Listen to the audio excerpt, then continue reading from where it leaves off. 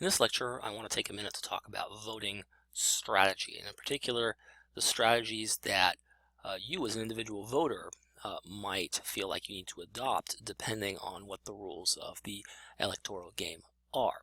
In a subsequent lecture, we'll talk about what the incentives for the parties are and how they change.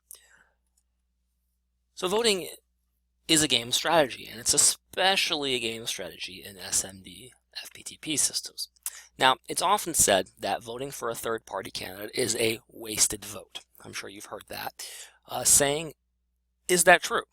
Is voting for a third-party candidate a wasted vote? Well, it depends on the electoral rules.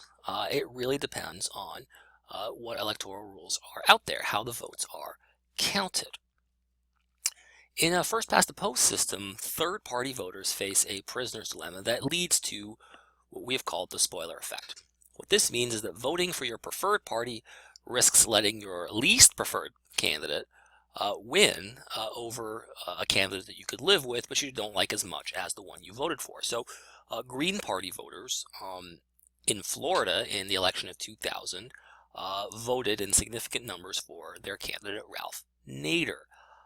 But the margin of victory of George W. Bush over Al Gore in 2000 over the margin of victory of George W. Bush over Al Gore in 2000 was so small that had Green Party voters, or at least some Green Party voters, transferred their vote to the Democratic Party, that Al Gore would have won Florida and would have won the election. And so because many Green Party voters are on the left and would probably have preferred Al Gore to George W. Bush, this is held up as an example of the spoiler effect, where by voting for the Green Party candidate, Green Party voters caused their least favorite option to, in fact, get elected.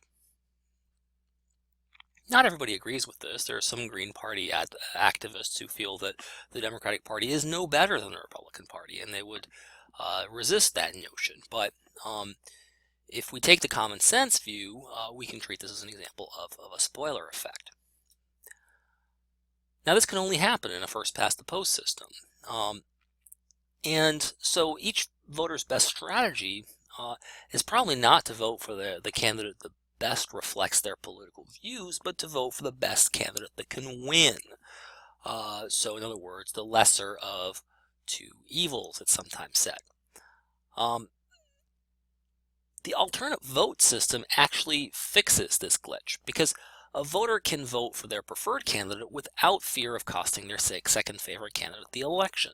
In the AV system, their vote just transfers over. Once their candidate gets eliminated, it just gets translated to their second preference. And if their second preference gets eliminated, it gets transferred to their third preference. So in the AV system, you don't have to worry about the spoiler effect, and you don't have to worry about wasted votes because everybody's votes end up counting.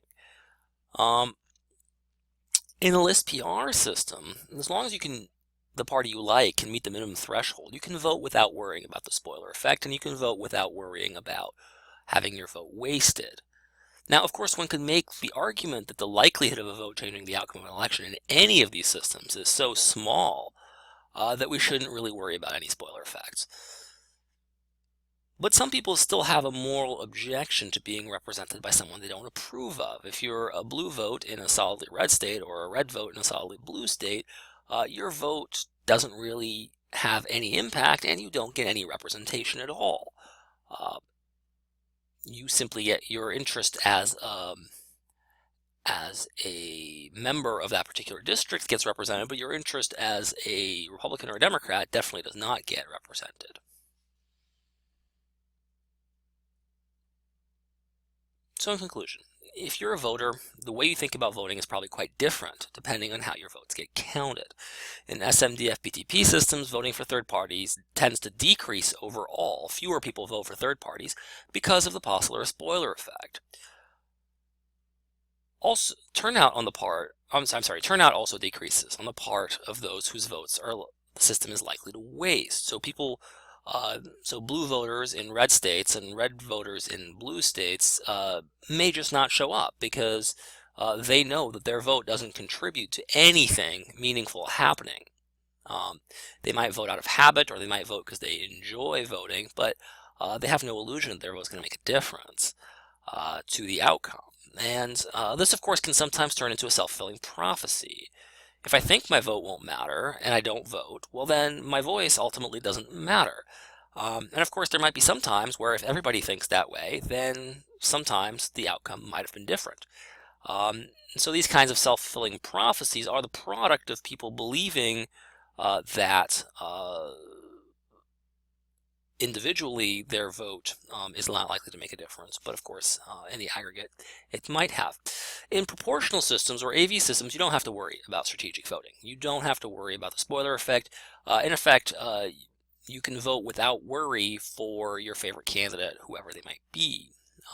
So voting for minor parties tends to increase, which is why we see multi-party legislatures, and which is why it's harder for one party to get 50% of the vote and govern. And indeed, minor parties tend to end up fielding better candidates, as we'll see later, because their chances of entering coalition governments increases. In other words, you don't just have low-quality, kooky, fringe party people in third parties, but you have serious candidates in third parties because they know that there's a good chance that at least the candidates at the top of their list might make it into the legislature. Of course, it's always good to remember that in the overall scheme of things, in neither system does one vote even have a very small chance of shifting the outcome.